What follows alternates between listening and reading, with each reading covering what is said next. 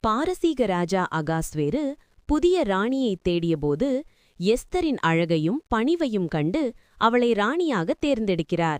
அப்போது எஸ்தர் தன் யூதர் அடையாளத்தை மறைத்து வைத்திருந்தார்.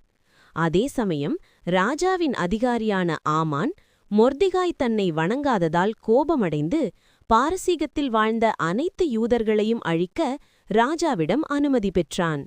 இதைக் கேட்டு எஸ்தர் மிகவும் துணிச்சலுடன் நான் செத்தாலும் சாவேன் என்று கூறி ராஜாவை சந்தித்து ஆமானின் சதியை வெளிப்படுத்தினாள்.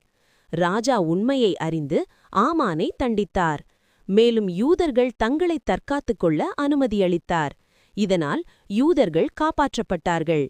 இந்த நிகழ்வை நினைவு கூர்ந்து யூதர்கள் பூரிம் பண்டிகையை கொண்டாடுகிறார்கள். இந்த கதை கடவுளின் வழிகாட்டுதல், துணிச்சல் மற்றும் பொறுப்புணர்வை நமக்கு கற்றுக் கொடுக்கிறது. ஆமேன்.